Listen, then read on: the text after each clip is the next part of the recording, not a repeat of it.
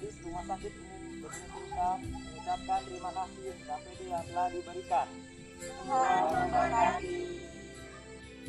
Kami dari instalasi Wira Sentral dan anestesi Rumah Sakit Umum Bethesda Serukam mengucapkan terima kasih atas bantuan APD yang diberikan. Tuhan Yesus memberkati. Kami adalah karyawan Rumah Sakit Umum Bethesda Serukam, bagian sterilisasi dan laundry maupun CS, mengucapkan terima kasih kepada donatur. Kiranya Tuhan Yesus memberkati. Amin. Kami dari tim IGD mengucapkan terima kasih kepada para donatur. Tuhan memberkati. Kami dari Polisi mengucapkan terima kasih untuk bantuan yang diberikan kepada kami. Tuhan Yesus memberkati. Kami perawat bangsal anak Rumah Sakit Umum Bethesda Serukam mengucapkan terima kasih kepada para donatur dan semua pihak atas donasinya berupa alat pelindung diri, gaun yang kami gunakan saat ini. Tuhan Yesus memberkati semua usaha dan keluarga Anda. Kami dari tim ICU mengucapkan terima kasih untuk APD-nya. Tuhan Yesus memberkati. Terima kasih. RSU Bethesda Serukam mengucapkan terima kasih untuk donasi gaun yang telah diberikan kepada kami. Selamat sore, kami dari tim kebijakan dan perinatologi Rumah Sakit Umum Bethesda Serukam mengucapkan banyak terima kasih kepada donatur yang telah memberikan bantuan berupa APD kepada kami. Semoga APD ini berguna bagi kami dan kami boleh memberikan pelayanan yang lebih baik lagi. Kami ucapkan terima kasih dan Tuhan Yesus memberkati.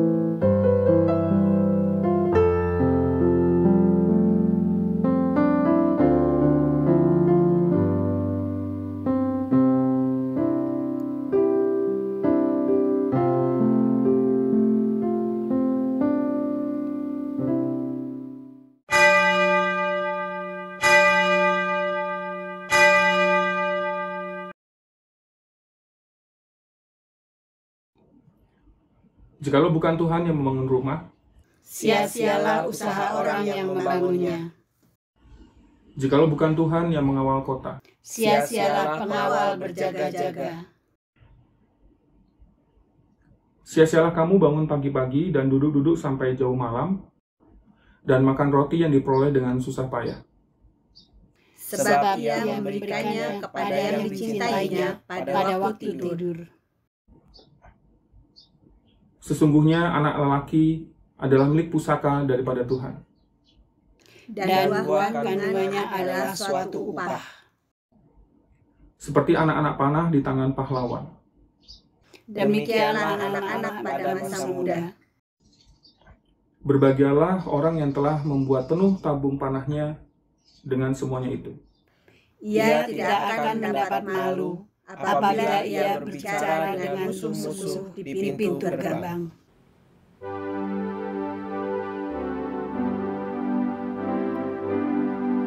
Allah Bapa Tuhan, dimuliakanlah nama-Mu.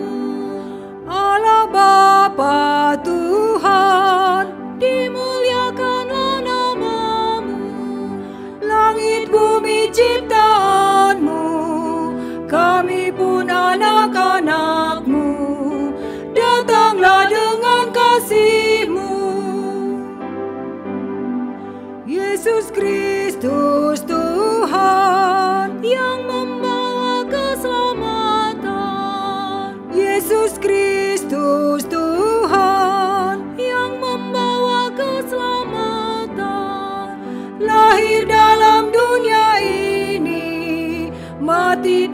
kami bangkit lagi.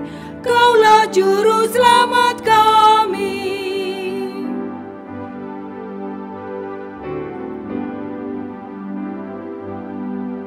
Ya Roh Kudus Tuhan, tolong kami lawan dosa. Ya Roh Kudus Tuhan, tolong kami lawan dosa. Sucikanlah hati kami, berilah hidup yang sejati, tinggallah bersama kami. Pertolongan kita adalah di dalam nama Tuhan yang menjadikan langit dan bumi, yang kasih setianya kekal untuk selama-lamanya.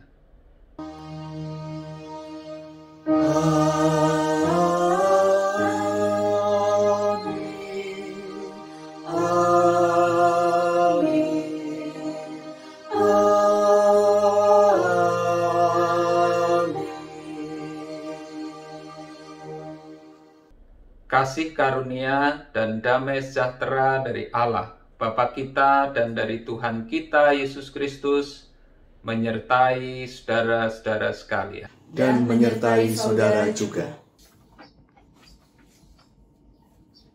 Tukang kebun. Benih-benih harapan yang ditebarkan di musim gugur yang lalu, beberapa belum tumbuh. Masih tergeletak dan belum mewujud. Mengering di tanah musim semi. Yang terkuat dan terbaik bangkit menguak dedaunan, menyingkirkan tindih tanah dingin dan keras, menyembul ke udara biru dan berdiri hijau telanjang, bernafas. Selalu begitu waktu menanam. Tak pernah tahu mulanya mana yang akan hidup dan mana akan gagal. Akan tetapi yang selalu harus dipegang dan diyakini hanyalah tetap menabur benih. Apapun yang kita lihat hari ini tentang keberadaan diri kita, entah itu sebagai pribadi, keluarga, maupun jemaat, satu hal yang penting untuk kita lakukan adalah tetap menabur benih. Bapak Ibu terkasih, tema perenungan kita pada minggu kedua bulan keluarga ini adalah ketidaksempurnaan keluarga. Saat ini kita sebagai keluarga Allah kembali diingatkan bahwa satu, tidak ada keluarga yang sempurna. Tetapi Kristus berkuasa dan bekerja di dalam setiap keluarga yang mau bertumbuh. Kedua, keluarga tangguh adalah keluarga yang mengampuni dan menerima kekurangan tiap anggota keluarga dengan tetap mengasihi. Ketiga, terjadi pemulihan dan rekonsiliasi dalam keluarga. Ayat pembuka diambil dari Mazmur 111 ayat 4 yang berbunyi demikian. Perbuatan-perbuatannya yang ajaib dijadikannya peringatan. Tuhan itu pengasih dan penyayang.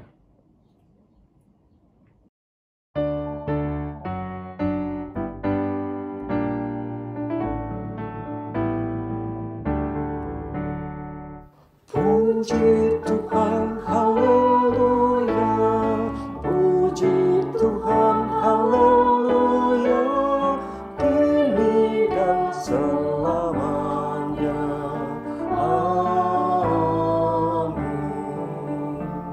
Mengapa orang Kristen harapanmu lemah? Tuhanmu berkuasa di atas dunia. Puji Tuhan, haleluya. Puji Tuhan, haleluya. Kini dan selamanya. Amin. Damaikanlah sengketa, satukan yang pecah, ampuni yang bersalah, lindungi yang lemah. Puji Tuhan, haleluya. Puji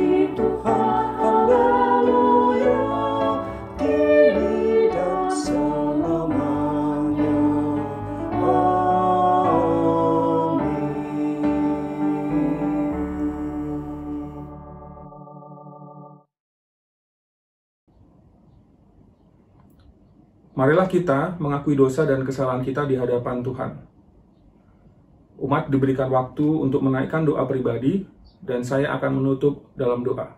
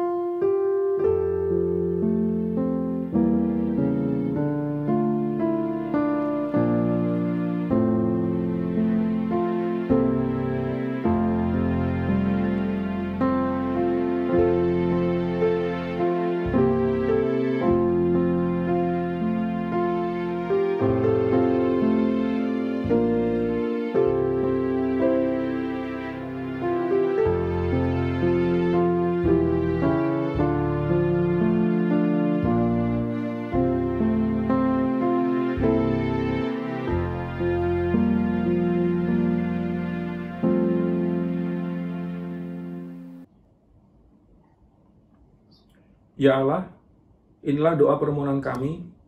Ampunilah kami, ya Tuhan. Di dalam nama Tuhan Yesus Kristus, Sang Juru Selamat kami yang hidup, kami berdoa. Amin.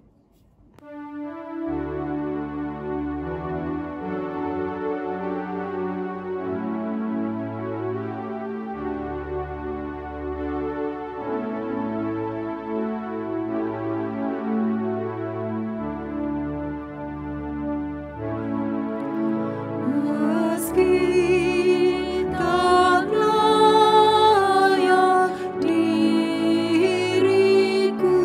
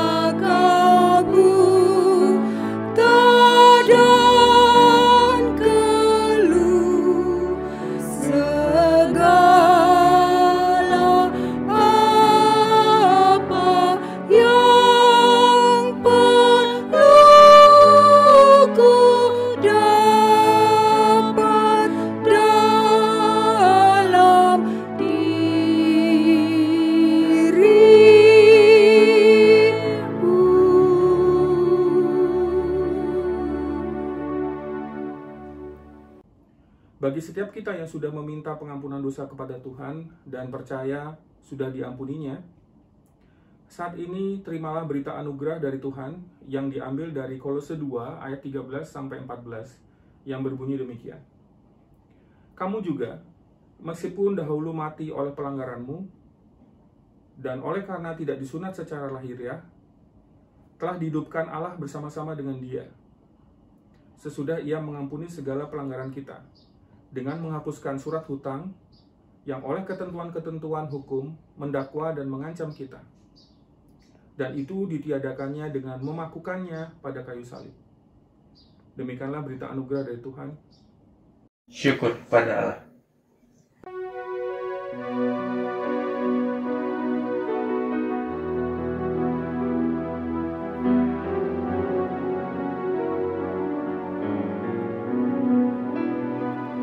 Marilah datang kepadaku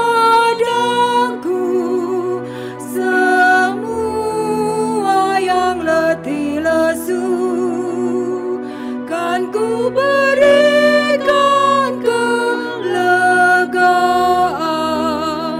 Mari datang padaku yang berbeban berat, hai datang dengan bebanmu padaku.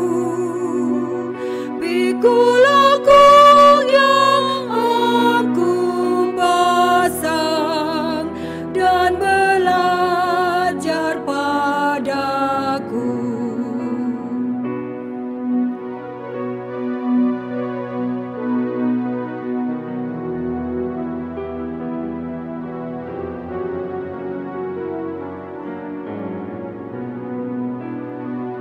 Aku lembut dan rendah hati, jiwamu ku beri lega. Kuk yang ku pasang itu enak, dan bebanku ringanlah.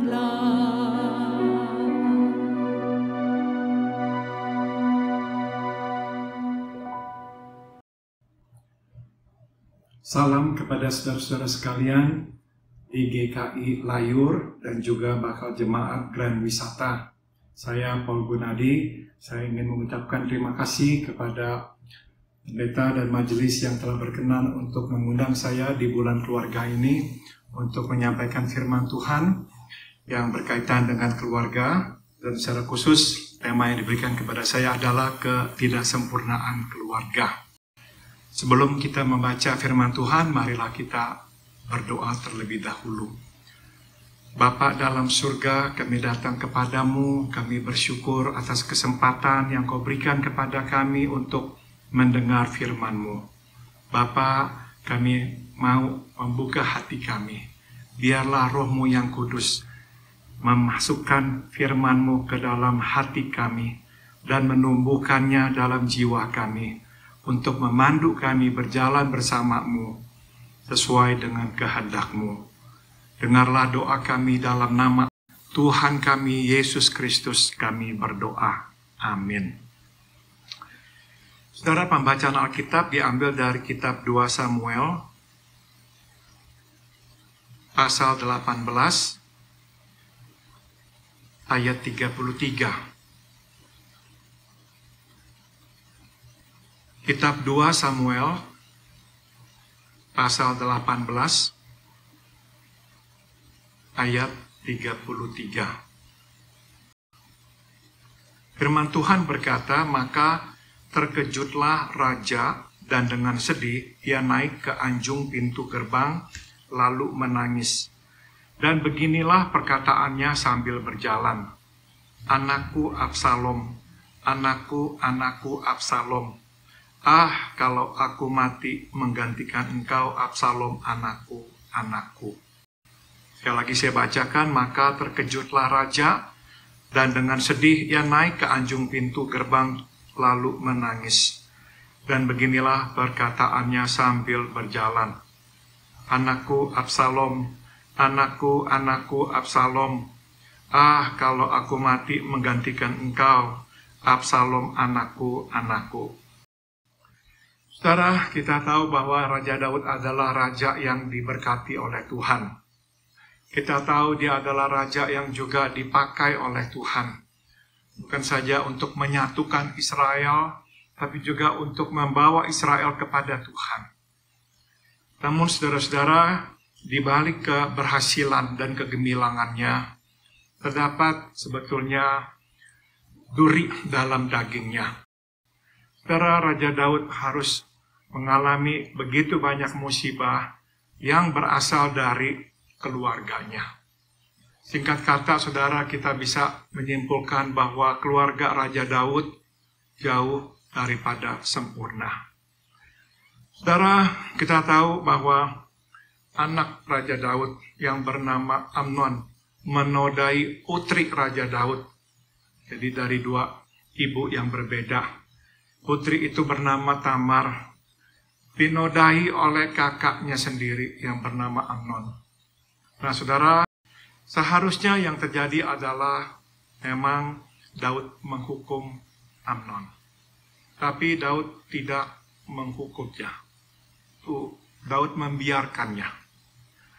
Saudara, yang juga harusnya Daud lakukan adalah Daud seharusnya mengayomi Tamar, mengobati dukanya.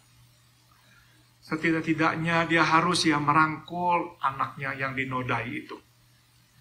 Tapi sayang, itu pun tidak dilakukannya. Dan saudara, kita tahu setelah itu Absalom membalas dendam. Absalom membunuh Amnon.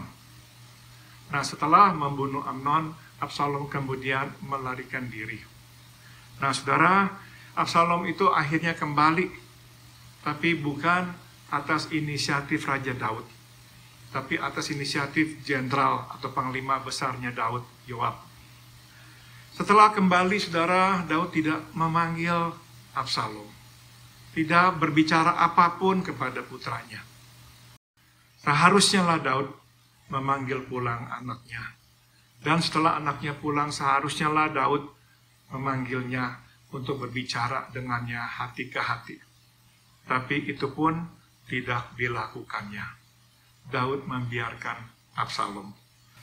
Saudara, kalau saja Daud melakukan semua itu, Daud menjadi ayah yang benar dan baik.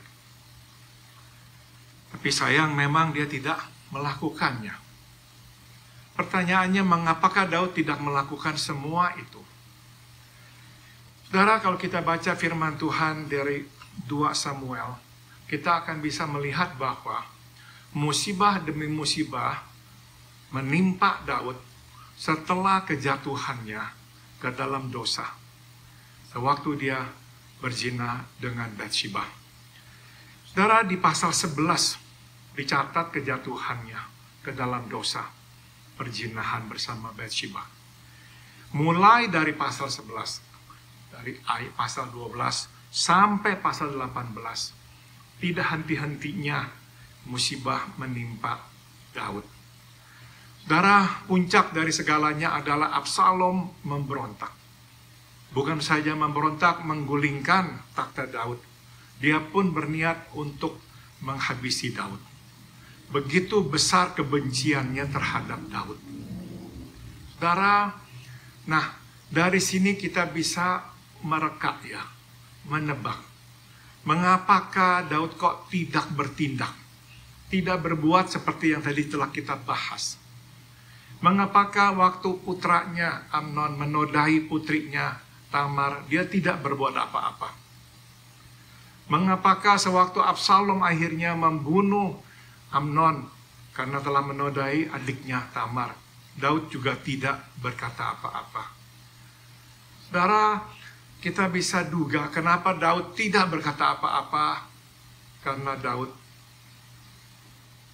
tahu dia sendiri sudah berdosa.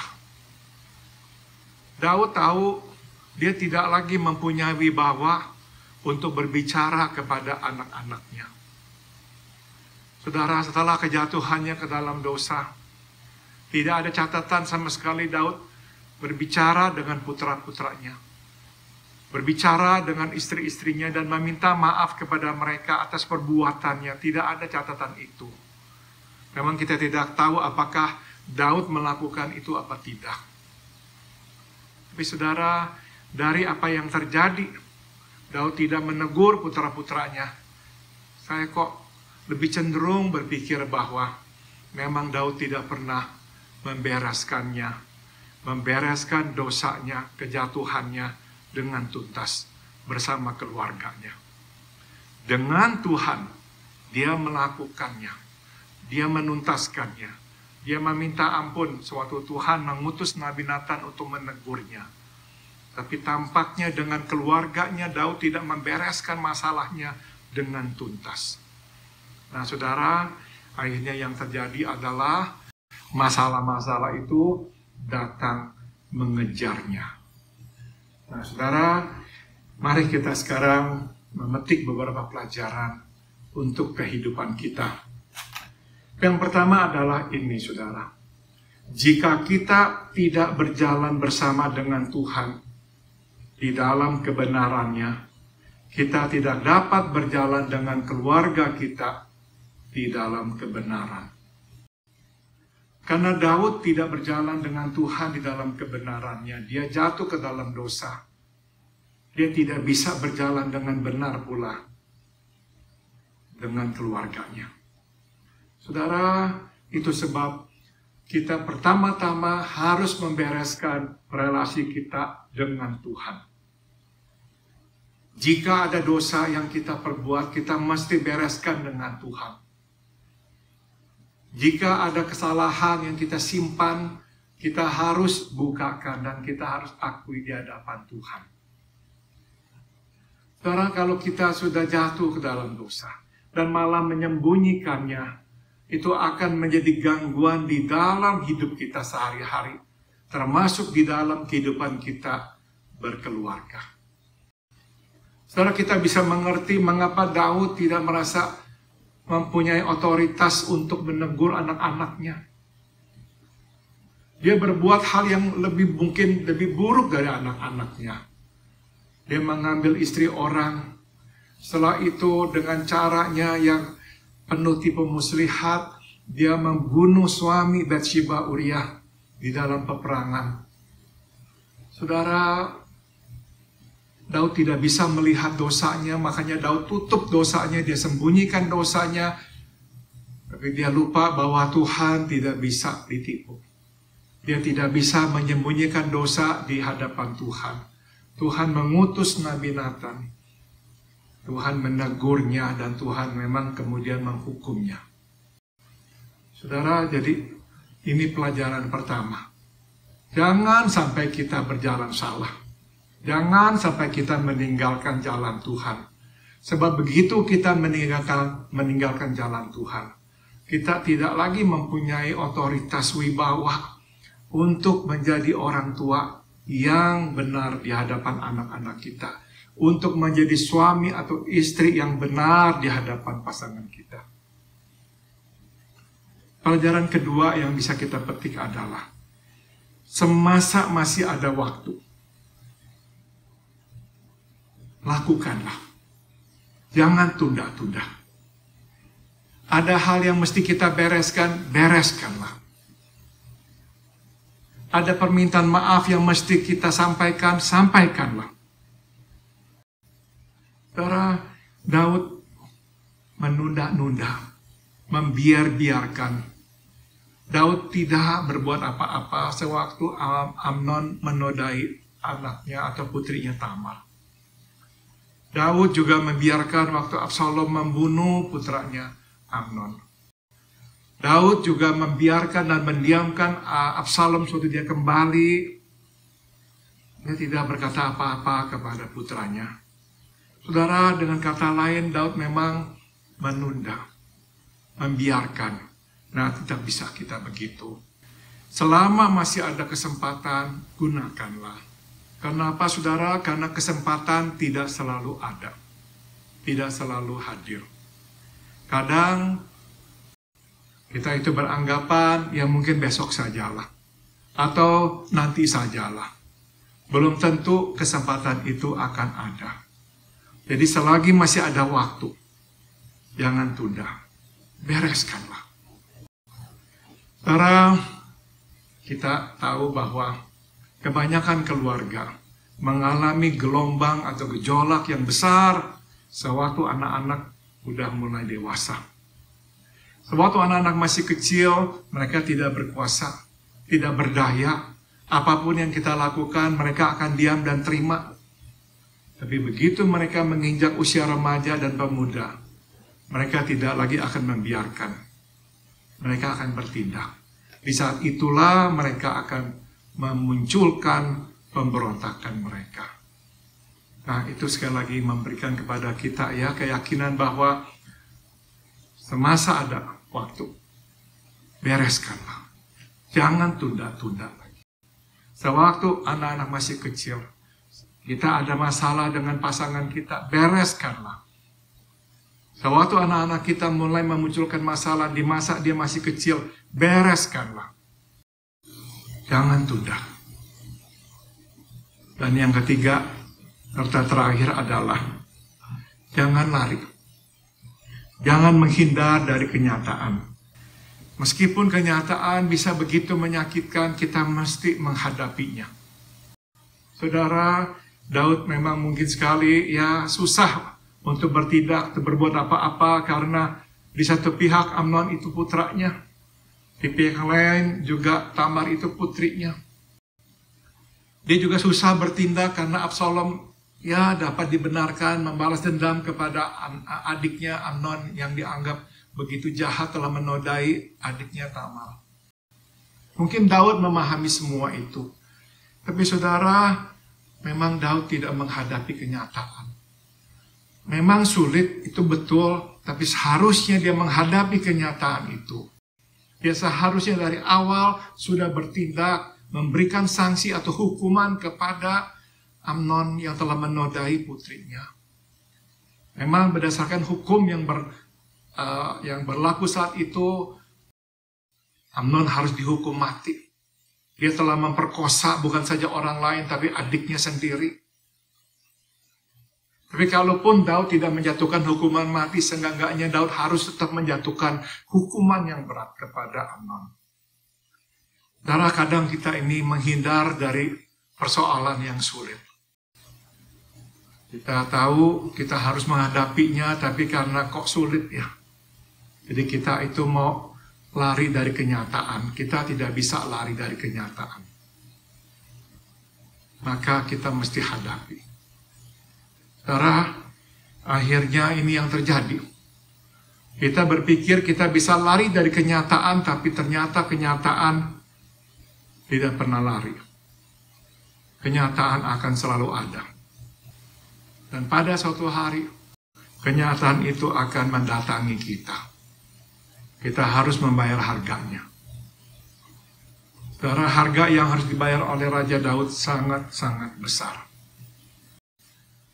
Kita mesti mengerti ya, mengapa seorang anak akhirnya begitu marah kepada papanya. Sehingga mau bukan saja menggulingkan takhta papanya, tapi juga menghabisi nyawa papanya.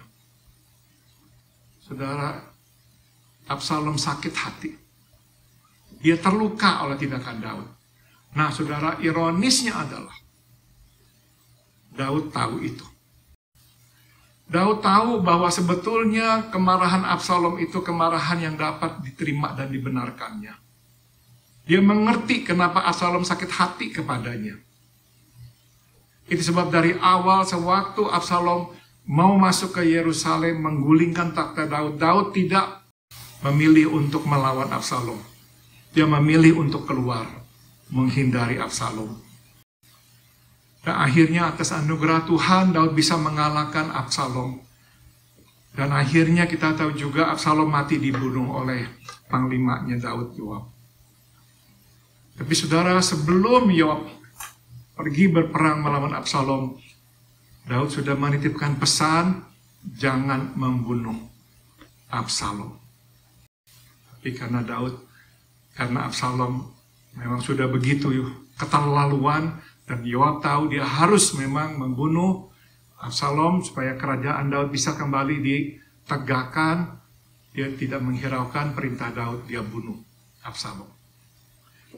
Maka waktu diberitahukan kepada Daud bahwa putranya Absalom sudah mati, Daud menangis. Tangisannya sungguh-sungguh pilu, saudara. Anakku, anakku Absalom. Kalau saja aku yang mati, menggantikan engkau. Lalu saudara berkata, lebih baik dalam peperangan ini saya yang mati, bukan kamu yang mati. Mengapakah Daud menangis seperti itu?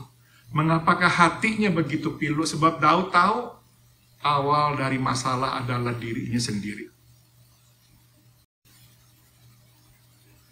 Saudara, kita tidak mau menjadi seperti Daud dalam hal keluarganya ini. Kita tidak mau membawa penyesalan. Kita tidak mau akhirnya menangis seperti Daud. Tapi sayang sudah terlambat. Nasi sudah menjadi bubur. Saudara, kita tidak sempurna. Masalah selalu akan bisa datang ke dalam keluarga kita. Anak-anak yang kita besarkan dengan baik dan benar bisa berubah. Anak-anak yang kita kasihi bisa akhirnya berbalik dan melukai hati kita, menusuk kita. Pasangan kita juga tidak selalu baik dan benar. Kadang bisa akhirnya berbuat jahat. Kadang bisa juga berbalik dan mengkhianati kita. Saudara, kita ini hidup dalam dunia yang gak sempurna, bersama dengan orang-orang yang tidak sempurna seperti kita juga. Maka keluarga kita juga tidak akan sempurna. Saudara, dari sini kita bisa belajar lagi satu hal, yaitu selalu hiduplah berdasarkan kasih karunia Tuhan. Jangan kita berkata, keluarga saya bagus gara-gara saya bisa mengurus anak, bisa membesarkan anak dengan baik dan benar, bisa menjadi suami teladan, bisa menjadi istri teladan. Tidak, saudara. Makin tua, makin saya sering berkata dan menyadari, semua karena kasih karunia Tuhan. Sebab sesungguhnya kita adalah orang-orang yang gak sempurna. Dan orang-orang yang gak sempurna akan membuat atau melakukan hal-hal yang tidak sempurna. Jadi, selalu hidup bersandar pada kasih karunia Tuhan.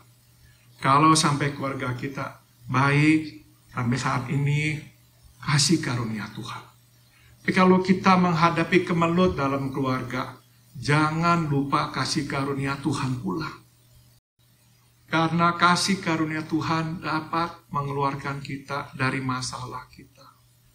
Dapat memberi kita kekuatan menanggung persoalan keluarga kita. Di mana kita sebagai manusia tidak dapat lagi tembus kepada pasangan kita atau anak-anak kita. Kasih karunia Tuhan dapat menembus tembok setebal apapun. Jadi, selalu hiduplah berdasarkan kasih karunia Tuhan. Kasih karunia Tuhanlah yang akan merangkul dan memakai ketidaksempurnaan dalam keluarga kita, mendatangkan berkat dan kebaikan. Mari kita berdoa. Bapa dalam surga, masing-masing kami mempunyai persoalan dalam keluarga kami. Engkau tahu, Engkau melihat, dan kami pun percaya Engkau akan menolong. Engkau tidak membiarkan. Kasih karunia-Mu cukup untuk masalah dalam keluarga kami. Cukup untuk memakai dan memberkati ketidaksempurnaan dalam keluarga kami.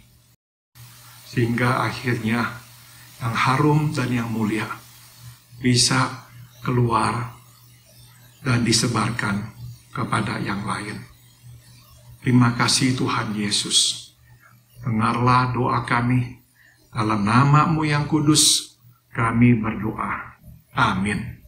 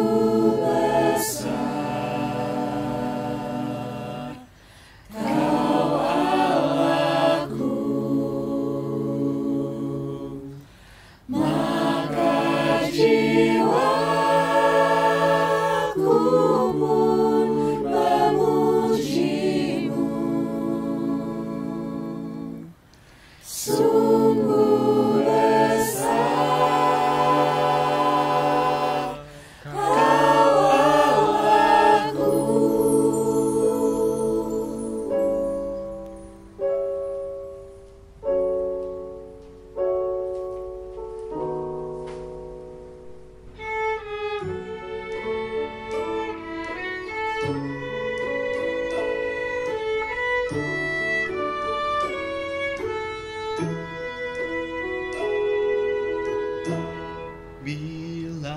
ku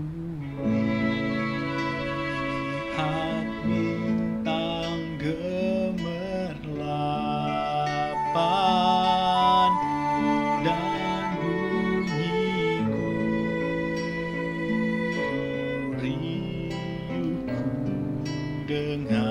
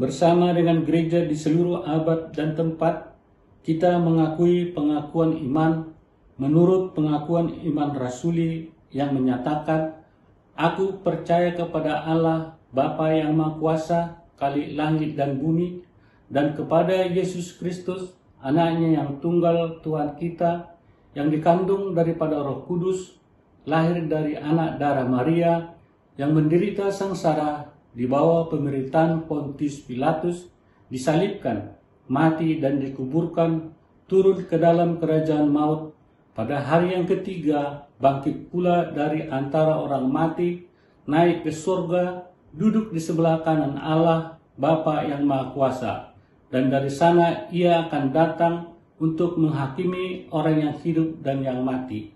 Aku percaya kepada Roh Kudus, gereja yang kudus dan am, persekutuan orang kudus, pengampunan dosa, kebangkitan orang mati, dan hidup yang kekal. Amin. Jemaat yang dikasihi Tuhan, mari kita naikkan doa syafaat kita. Bapa Surgawi, kami bersyukur dan berterima kasih masih boleh merayakan dan menguduskan hari Sabat-Mu. Kami bersyukur untuk pemeliharaan Tuhan yang masih kami rasakan. untuk makanan dan minuman yang kami nikmati, untuk segala keperluan jasmani kami, juga keperluan rohani kami. Tuhan berikan hikmat bijaksana, kekuatan, penghiburan saat kami mengalami kesulitan, kesusahan, dan kesedihan. Bapa Surgawi, kami juga bersyukur diingatkan kembali bahwa meskipun keluarga kami bukanlah keluarga yang sempurna, terdiri dari orang-orang yang tidak sempurna, namun Tuhan yang akan menyempurnakan kami ketika kami mau taat dan tunduk pada pimpinan Roh-Mu yang kudus. Bapa Surgawi, saat ini kami teringat untuk saudara-saudara kami yang lemah tubuh dan sedang dalam keadaan sakit. Kami berdoa untuk Bapak Pendeta Samuel dan Ibu Lia, untuk Ibu Endah dan Ruri, untuk Pak Beni, Simanjuntak, sekeluarga, untuk Ibu Serevina, juga untuk nama-nama lain yang tidak bisa kami sebutkan satu persatu. Kiranya Tuhan yang memberikan pemulihan dan kesehatan melalui obat-obatan, melalui perawatan, melalui makanan, minuman, melalui istirahat, sehingga semua boleh menjadi sarana kesembuhan dan pemulihan. Tuhan juga yang berikan semangat, iman, dan pengharapan yang teguh.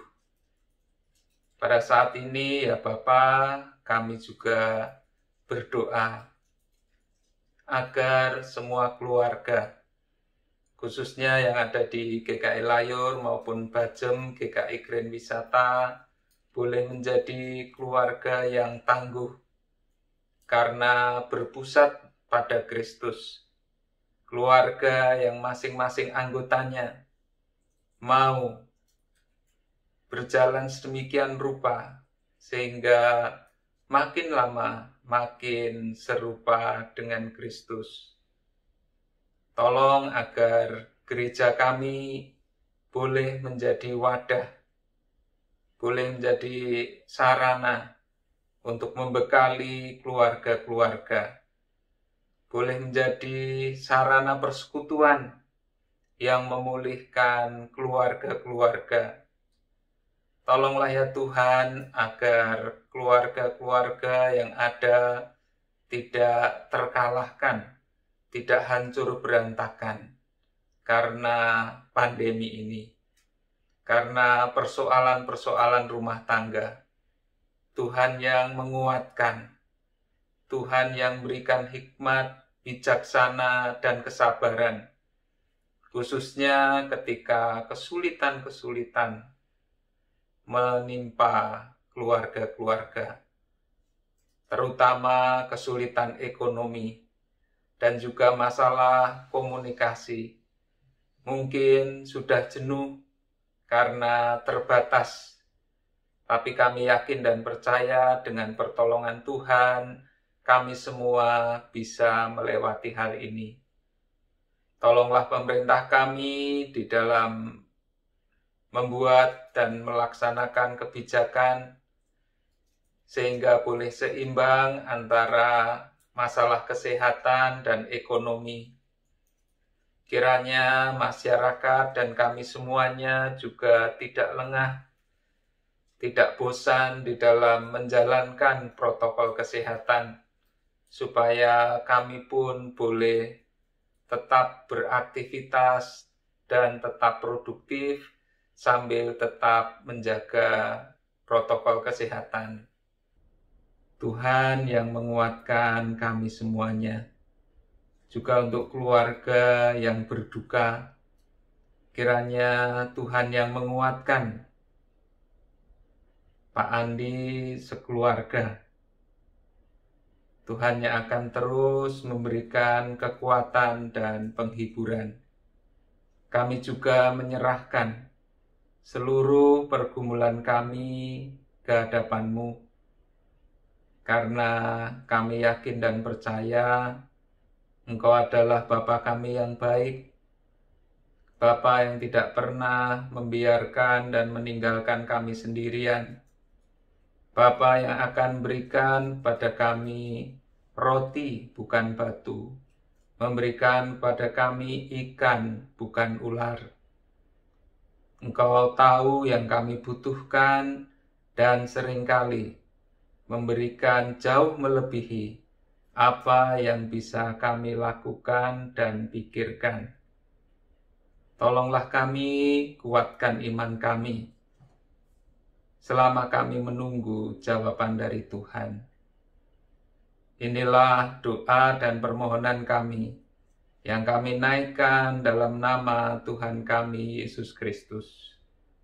Mari jemaat bersama-sama kita menaikkan doa Bapa kami. Bapa kami yang di surga, dikuduskanlah nama-Mu, datanglah kerajaan-Mu, jadilah kehendak-Mu di bumi seperti di surga. Berikanlah kami pada hari ini makanan kami yang secukupnya, dan ampunilah kami akan kesalahan kami, seperti kami juga mengampuni orang yang bersalah kepada kami. Dan janganlah membawa kami ke dalam pencobaan, tetapi lepaskanlah kami daripada yang jahat, karena Engkaulah yang mempunyai kerajaan dan kuasa dan kemuliaan sampai selama-lamanya. Amin. Jemaat yang dikasihi Tuhan, marilah kita membawa persembahan kita kepada Allah. Nas persembahan kita diambil dari Mazmur 52 ayat 11. Aku hendak bersyukur kepadamu selama-lamanya, sebab Engkaulah yang bertindak, karena nama-Mu baik. Aku hendak memasukkannya di depan orang-orang yang Kau kasihi.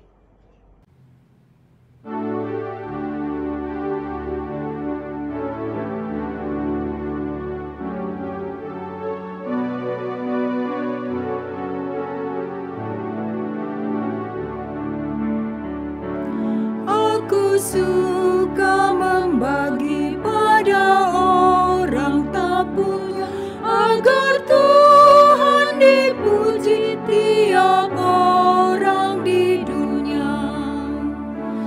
Pun kepada Tuhanku ku beri persembahan, tangan kiri tak tahu apa laku yang kanan.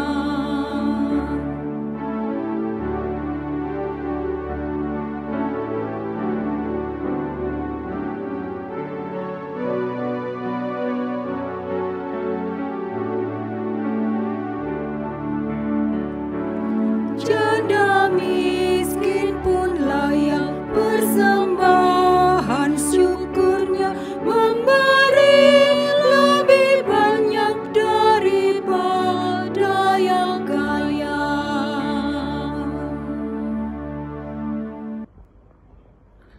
Jemaat yang dikasihi Tuhan, marilah kita berdoa.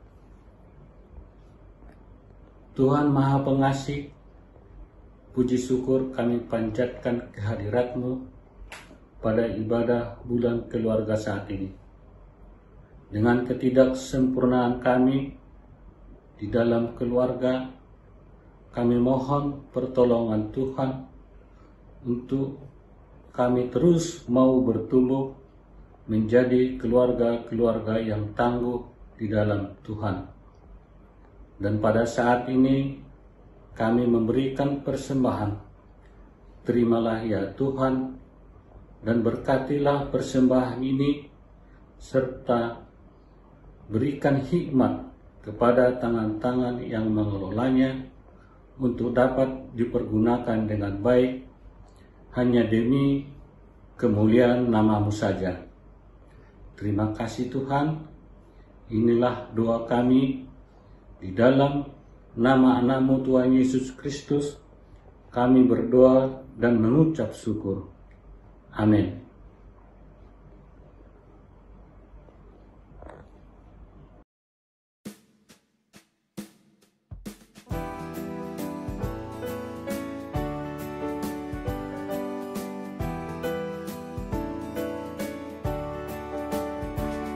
Kami ingin menjadi keluarga yang tangguh, hanya Kristuslah yang terutama. Berdoa, berharap, percaya penuh kepada kekuasaannya. Sang Ayah mengasihi pun amat menghormati dan saling melayani. Lewati masa krisis dengan iman teguh, Keluarga yang tangguh hanya di dalam Kristus.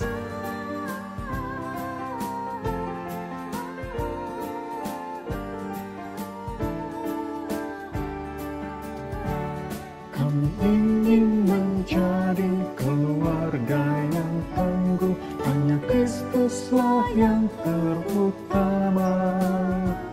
Berdoa, berharap, percaya penuh kepada kekuasaannya, dan saling rendah hati, berani mengampuni.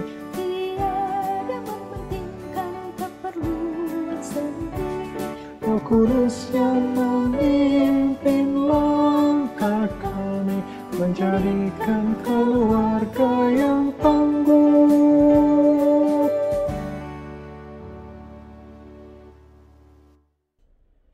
Jemaat yang dikasihi Kristus, arahkanlah hatimu kepada Tuhan. Kami mengarahkan hati kami kepada Tuhan. Jadilah saksi Kristus. Syukur kepada Allah. Terpujilah Tuhan. Kini dan selamanya. Marilah kita memohon dan menerima berkat dari Tuhan. Tuhan memberkati kita dan melindungi kita.